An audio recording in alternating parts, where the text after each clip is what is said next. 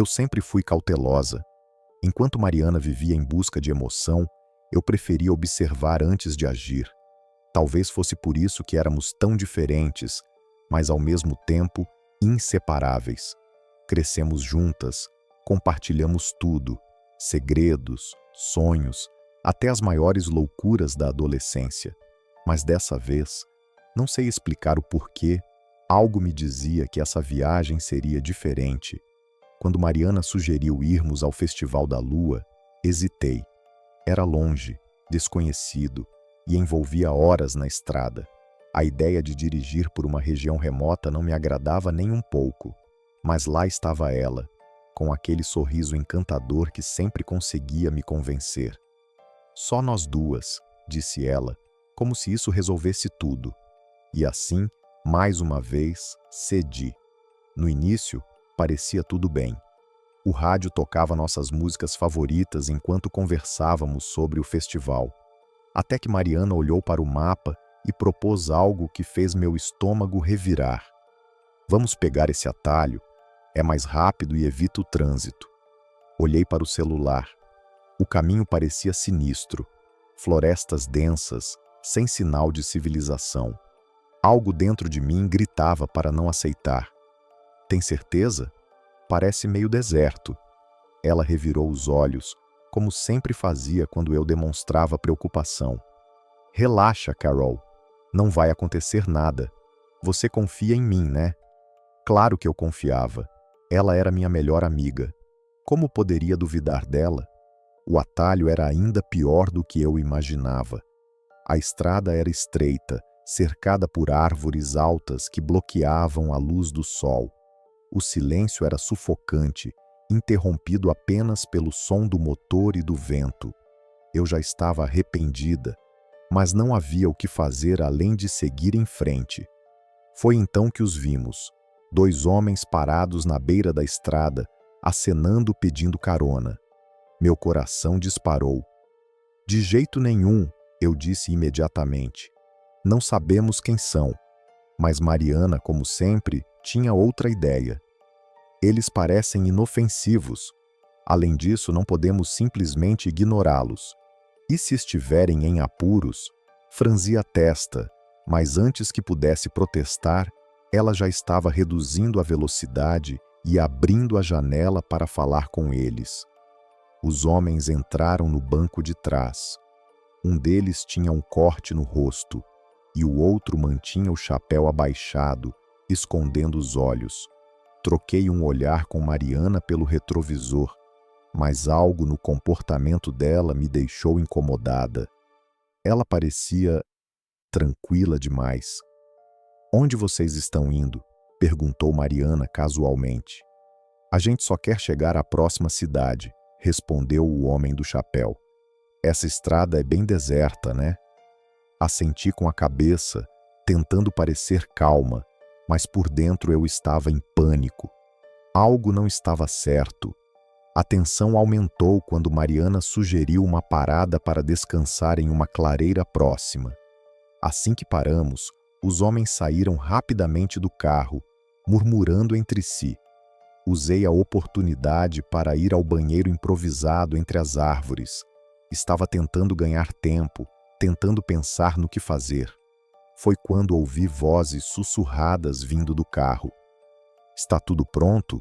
Perguntou o homem do chapéu. Sim, respondeu Mariana, em um tom frio que nunca tinha ouvido antes. Ela não desconfia de nada. Quando chegarmos ao próximo ponto, entregamos ela para vocês. Congelei. Minhas pernas fraquejaram e senti como se tivesse levado um soco no peito. Clara, minha melhor amiga, planejando me entregar a esses homens? Tentei controlar minha respiração ofegante, forçando-me a pensar. Lembrei-me de histórias que tinha lido sobre sequestros em áreas remotas. Estava em perigo mortal. Precisava escapar. Esperei até que todos estivessem distraídos. Voltei ao carro fingindo estar cansada e disse que precisava dar outra volta para respirar ar fresco. Mariana revirou os olhos, mas não protestou. Assim que me afastei o suficiente, corri para a floresta, mergulhando na escuridão entre as árvores. Cada passo era doloroso. Galhos arranhavam meu rosto e torci o tornozelo no chão irregular. Mas continuei correndo. Enquanto isso, Mariana e os homens perceberam minha ausência. Podia ouvir seus gritos ao longe, mas não parei. Sabia que minha única chance era encontrar ajuda. Finalmente encontrei a estrada principal após horas de caminhada. Exausta e machucada, implorava ajuda a qualquer carro que passasse. Um motorista gentil me levou até a delegacia mais próxima, onde relatei tudo: o plano de Mariana, os homens, o atalho. A polícia organizou uma operação rápida. Quando chegaram ao local, encontraram Mariana presa em uma cabana improvisada, sendo usada como isca pelos próprios comparsas. Os homens tentaram fugir, mas foram capturados. Mariana chorou e implorou por perdão, alegando que havia sido coagida, mas as evidências eram claras: mensagens de texto, gravações de chamadas e até dinheiro transferido para sua conta. Nunca mais falei com Mariana. O julgamento foi amplamente divulgado na mídia e ela foi condenada por conspiração e tentativa de sequestro. Tentei seguir em frente, mas o trauma da traição deixou marcas profundas. Aprendi que nem sempre as pessoas que amamos são quem dizem ser, e que às vezes a sobrevivência depende de confiar em si mesma antes de confiar nos outros. Mas também descobri algo inesperado: força. A força de enfrentar meus medos, de confiar em minha intuição e de lutar para sobreviver. E mesmo com todas as cicatrizes, soube que saí daquela floresta escura mais resiliente do que jamais imaginara. Olha, eu não sou do tipo que gosta de aventuras arriscadas. Sempre fui mais prática, sabe? Gosto de planejar as coisas, pensar antes de agir. Então, quando Luísa me convidou para passar as férias em um lago isolado, no meio do nada, eu hesitei. Muito. Mas ela é minha prima, e nós crescemos juntas, então achei que seria bom. Uma chance de relaxar, esquecer o estresse.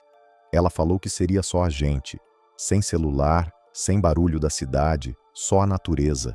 Parecia até bonito na descrição dela, mas algo dentro de mim já estava desconfortável. Não sei explicar direito, mas aquele isolado ficava martelando na minha cabeça. Ainda assim, aceitei. Eu confiei nela, entende? Ela sempre foi imprevisível, mas era minha família.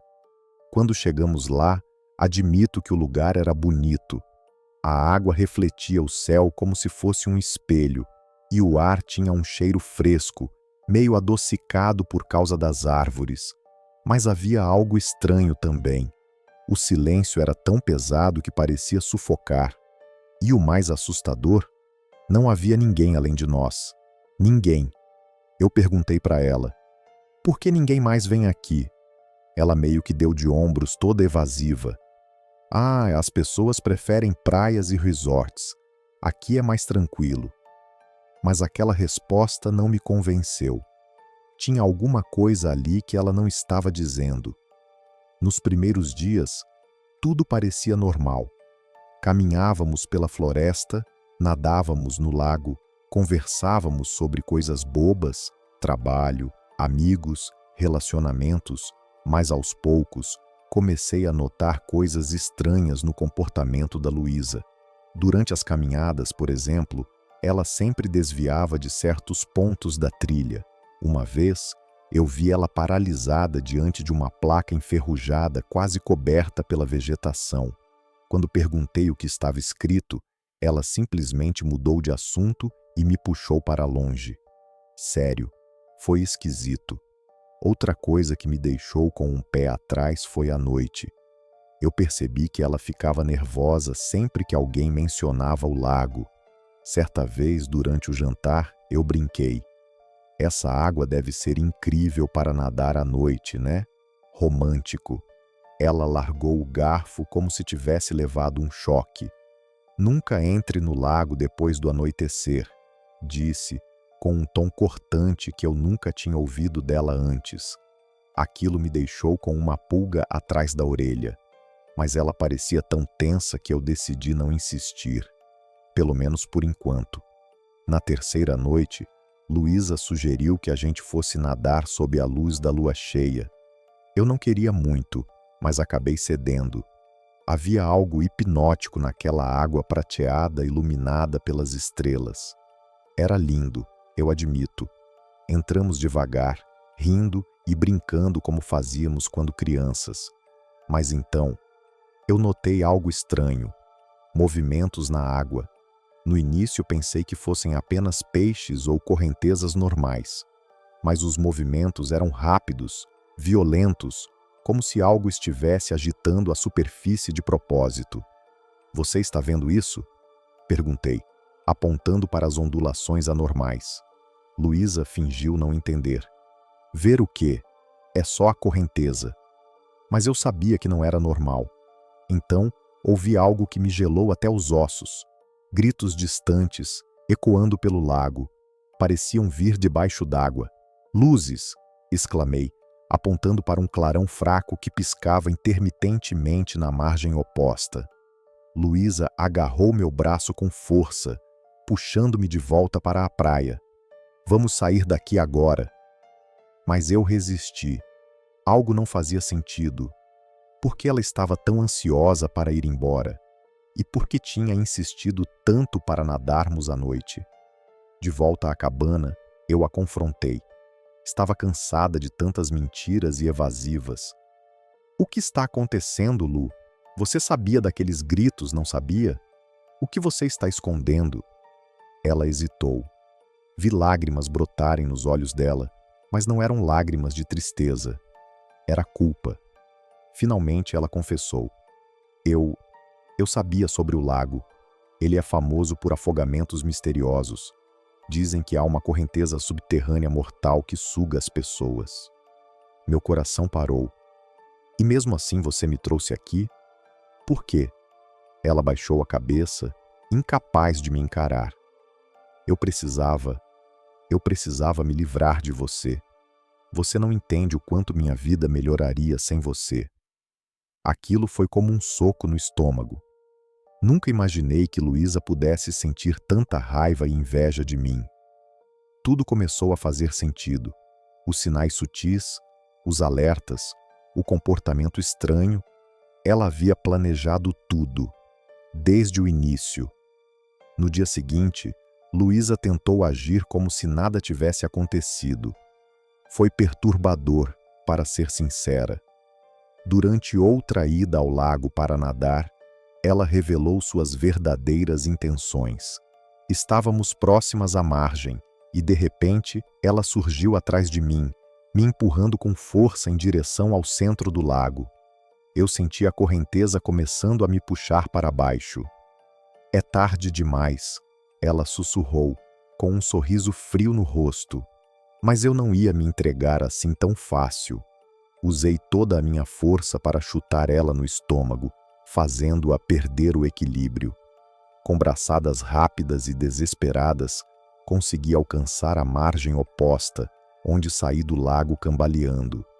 Sem olhar para trás, corri para a estrada mais próxima e encontrei ajuda em uma pequena vila a quilômetros de distância. As autoridades foram acionadas rapidamente. Quando chegaram ao lago, encontraram Luísa inconsciente na beira da água, arrastada pela mesma correnteza que ela havia usado em seu plano insidioso. Ela foi levada para o hospital, mas nunca recuperou totalmente a memória do incidente.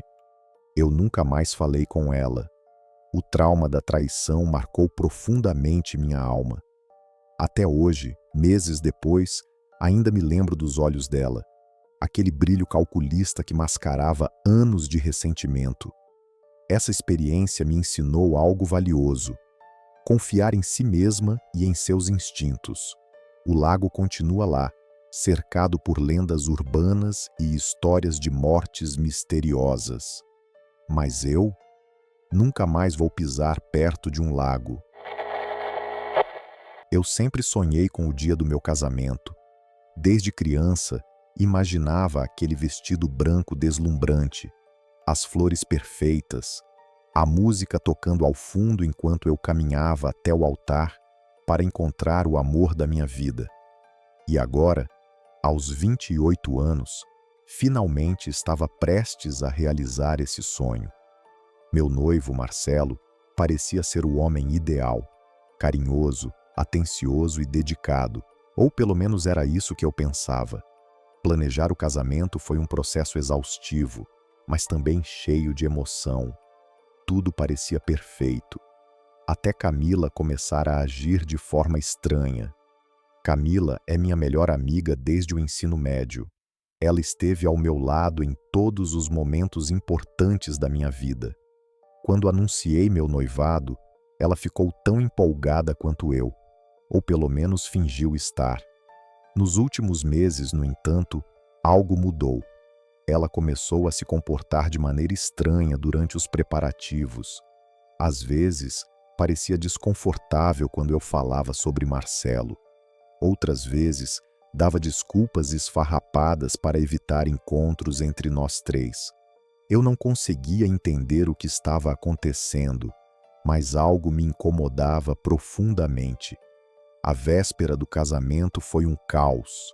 A casa estava cheia de gente ajudando nos últimos detalhes, arrumando o vestido, decorando o salão, conferindo a lista de convidados. No meio de tudo isso, percebi que Camila estava especialmente tensa. "Você está bem?" Perguntei enquanto ela ajustava uma das flores na decoração. "Claro", ela respondeu rapidamente, evitando meus olhos. "Só estou cansada." Mas não era só cansaço, havia algo mais. Durante o jantar, ela mal tocou na comida e parecia ansiosa, como se estivesse esperando algo acontecer. Quando eu mencionei Marcelo, ela mudou de assunto abruptamente. Mais tarde, enquanto organizamos algumas coisas no quarto onde eu passaria a noite, notei que Camila estava mexendo no celular dela. Quando ela viu que eu tinha percebido, guardou o aparelho rapidamente. "Nada importante", murmurou, mas sua expressão dizia o contrário. Naquela noite, depois que todos foram embora, decidi dar uma volta pela casa para relaxar antes de dormir. Foi quando ouvi vozes vindas do escritório de Marcelo. Reconheci imediatamente a voz de Camila. Intrigada, me aproximei devagar e escutei. "Não posso continuar com isso, Marcelo. É errado demais." "Errado? Você sabia no que estava se metendo desde o início." Ele retrucou, irritado. O que eu ouvi em seguida me deixou gelada. Eles estavam planejando me matar. Queriam que eu morresse em um acidente durante a lua de mel para poderem ficar juntos. Meu coração disparou e eu mal conseguia respirar. Como aquilo era possível? Minha melhor amiga e o homem com quem eu ia me casar? Voltei para o quarto tentando controlar minhas lágrimas e processar tudo. Não podia acreditar que as duas pessoas em quem mais confiava estavam conspirando contra mim. No dia seguinte, decidi confrontar Camila. Encontrei-a sozinha na cozinha. Com toda a calma que consegui reunir, disse: "Eu sei de tudo, Camila. Seu caso com Marcelo, o plano de me matar. Por quê? Como você pôde fazer isso comigo?" Ela me encarou, boquiaberta por alguns segundos, antes de tentar negar. "Do que você está falando, Sofia? Isso é loucura." Mas eu sabia que ela estava mentindo. Mostrei o áudio que havia gravado secretamente durante a conversa no escritório. Ela ficou pálida, sem saber o que dizer. Então declarei: "O casamento está cancelado. Vou embora daqui." Antes que eu pudesse sair, Camila me agarrou pelo braço. "Você não vai a lugar nenhum", sibilou, com uma expressão que eu nunca tinha visto nela antes. Ela me arrastou até um quarto vazio e me trancou lá dentro. Trancada no quarto, senti o peso da situação cair sobre mim. Estava em perigo real. Sabia que Camila e Marcelo fariam qualquer coisa para impedir que eu revelasse a verdade. mas eu não ia desistir. Vasculhei o quarto até encontrar um grampo de cabelo que havia caído no chão. Usando-o, comecei a tentar abrir a fechadura. Era algo que eu tinha aprendido em vídeos na internet e, milagrosamente, funcionou. Após alguns minutos de tensão, ouvi o clique da porta se abrindo. Esperei até ouvir passos distantes no corredor e saí sorrateiramente.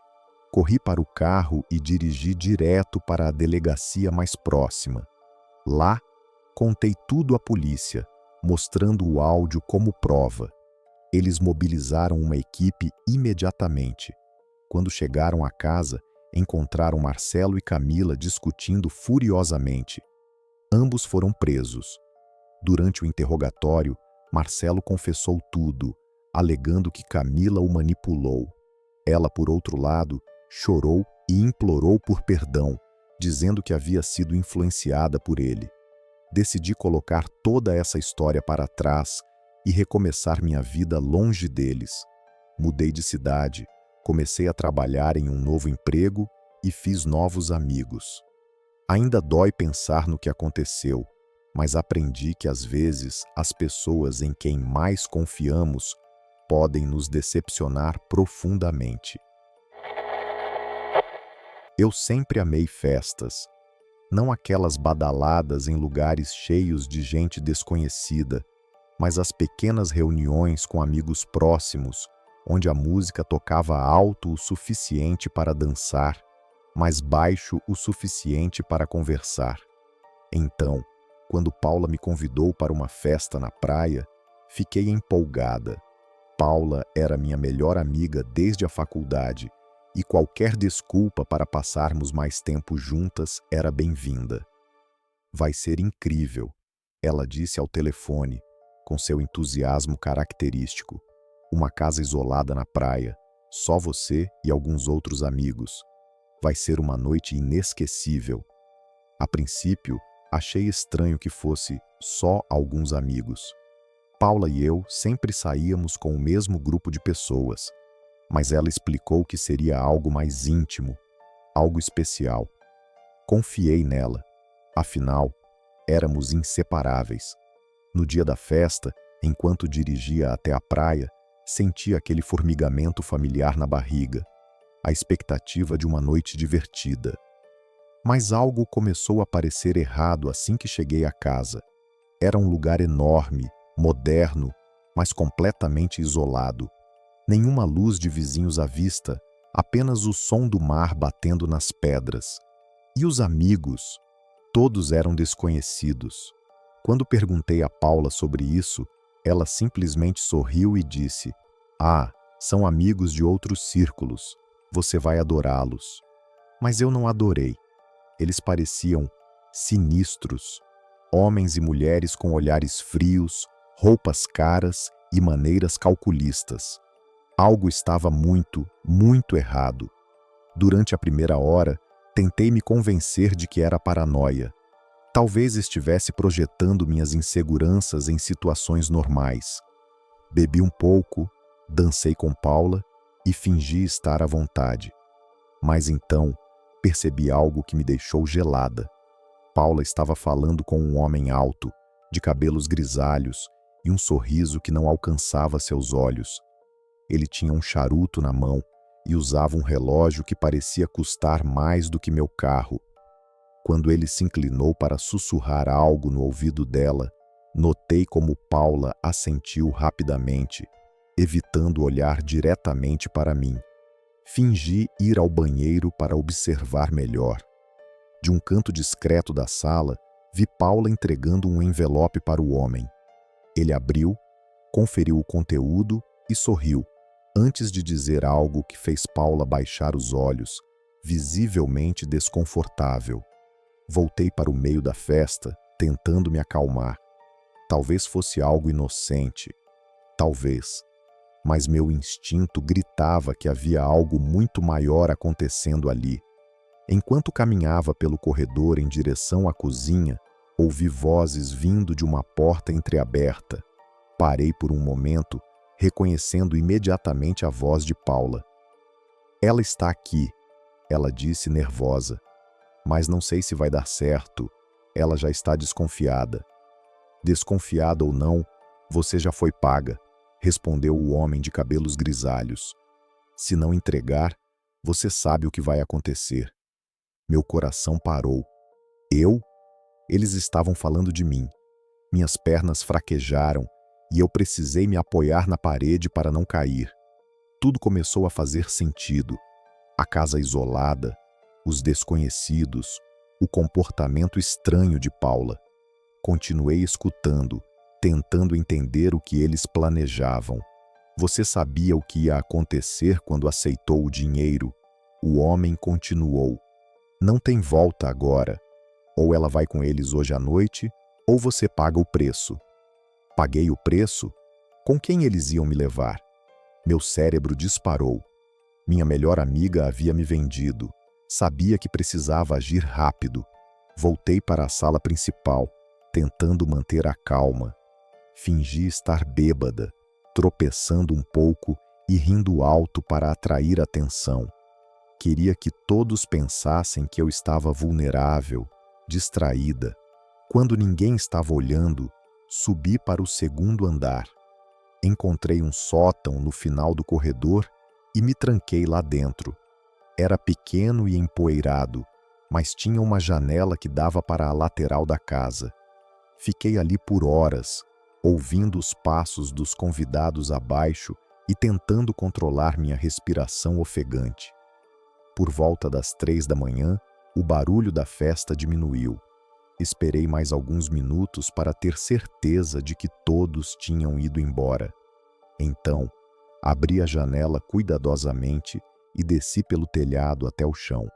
Corri pela praia escura, meus pés afundando na areia molhada. Sabia que precisava chegar à estrada principal o mais rápido possível.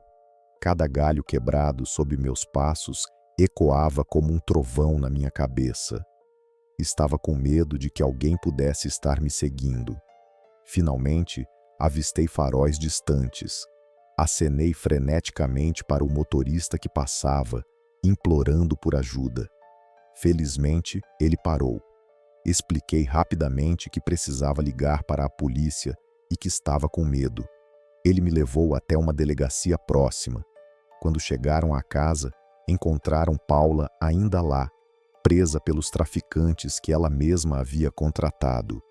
Ela chorou e implorou por perdão, alegando que fora coagida e ameaçada. Mas as provas que foram encontradas eram claras. Os traficantes foram presos e Paula foi acusada de conspiração. Testemunhei contra ela durante o julgamento, mas nunca mais falei com ela. A traição cortou fundo demais. Quando Amanda começou a trabalhar na empresa, logo nos tornamos amigas. Ela era engraçada, simpática e parecia ter uma energia contagiante. No início, achei que fosse apenas coincidência ela gostar das mesmas coisas que eu. Filmes, livros, até mesmo roupas. Mas com o tempo, comecei a perceber algo estranho. Amanda não só gostava das mesmas coisas que eu, como começava a imitá-las de forma quase obsessiva. Se eu mudava meu corte de cabelo, ela aparecia no dia seguinte com o mesmo estilo. Se eu usava um vestido em uma reunião, ela aparecia com um parecido na semana seguinte. Até as postagens nas redes sociais dela começaram a espelhar as minhas, com legendas praticamente idênticas. No começo, achei que fosse admiração ou inveja saudável. Quem não gosta de ser admirada? Mas aquilo foi ficando cada vez mais intenso e desconfortável. Eu podia sentir algo errado. Era como se Amanda estivesse tentando se transformar em mim, pedaço por pedaço. Um dia, enquanto organizava alguns papéis em casa, notei que meus documentos pessoais, RG, CPF, carteira de motorista, haviam sumido. Achei que tinha sido distraída e os deixado em outro lugar, mas algo me incomodava. Dias depois, recebi uma mensagem no celular de um número desconhecido. Você sabe que alguém está usando seu nome, certo? Fiquei paralisada. Liguei para o banco e descobri que havia movimentações financeiras em minha conta que eu não reconhecia. Um cartão de crédito havia sido solicitado em meu nome sem meu conhecimento. Foi então que tudo começou a fazer sentido. Amanda estava copiando minha vida não apenas superficialmente, mas de maneira criminosa. Decidi investigar. Entrei nas redes sociais dela novamente e percebi que ela havia clonado minhas fotos, postado histórias falsas sobre viagens que nunca fiz e até usado minhas imagens para criar perfis falsos. Era como se ela estivesse tentando roubar minha identidade completa. Não aguentei mais. Confrontei Amanda diretamente no trabalho, puxando-a para uma sala vazia durante o intervalo. "O que você está fazendo, Amanda?" Perguntei, tentando manter a calma. Ela fingiu surpresa. "Do que você está falando, Tati? Não finja que não sabe. Você está usando meus documentos, fraudando bancos em meu nome. E agora isso." Mostrei as capturas de tela das redes sociais falsas. Por um momento, ela pareceu nervosa, mas logo sua expressão mudou. Ela sorriu de um jeito que me gelou até os ossos. "Você é esperta", disse ela com um tom frio que eu nunca tinha ouvido antes. Mas já é tarde demais. Meu coração disparou. "Do que você está falando?" Ela se aproximou, baixando a voz. "Eu planejava matar você, Tatiane. Não hoje, mas em breve. Imaginei que seria fácil assumir sua vida completamente. Você tem um emprego estável, amigos leais, uma reputação impecável, tudo o que eu sempre quis. Senti como se tivesse levado um soco no estômago. Como alguém que eu considerava uma amiga íntima poderia pensar em algo tão monstruoso? Sabia que precisava agir rápido. Enquanto Amanda continuava falando sobre seus planos, disfarcei e ativei a gravação do meu celular no bolso. Ela estava tão envolvida em sua confissão que nem percebeu. "Eu já tenho tudo pronto", ela continuou, com um brilho assustador nos olhos. "Seu nome, suas contas, até mesmo um álibi. Quando você desaparecer, ninguém vai suspeitar de mim. Vou simplesmente continuar sendo você." Meu corpo tremia, mas forcei-me a permanecer calma. Precisava ganhar tempo. Assim que ela parou de falar, fingi estar abalada e disse: "Preciso pensar sobre isso. Não sei o que fazer." Saí da sala correndo e enviei a gravação para um amigo advogado, explicando rapidamente o que estava acontecendo. Ele me garantiu que iria tomar providências legais imediatamente. Sabia que Amanda não ia desistir tão facilmente. Voltei para casa, peguei algumas roupas e documentos importantes e fui para a casa de uma amiga de confiança.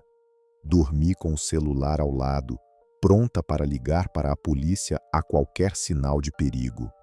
No dia seguinte, soube que Amanda havia sido presa. A gravação foi suficiente para incriminá-la, junto com todas as provas de fraude bancária e clonagem de identidade. Ela tentou negar tudo, mas as evidências eram incontestáveis. Mesmo com Amanda atrás das grades, não consigo me sentir segura. Troquei de casa, mudei meu número de telefone e até me afastei de algumas pessoas próximas, com medo de que ela pudesse ter cúmplices. Cada som na rua, cada pessoa estranha que passa por mim, me faz lembrar do que ela planejou fazer. Às vezes, penso em como Amanda chegou a esse ponto. Será que ela realmente me odiava tanto? Ou será que era apenas inveja misturada com desespero? Não sei. E talvez nunca saiba. Mas uma coisa é certa: nunca mais vou subestimar aquele pequeno desconforto que sentimos quando algo parece errado. Amanda pode ter tentado roubar minha vida, mas ela nunca conseguiu roubar minha capacidade de recomeçar.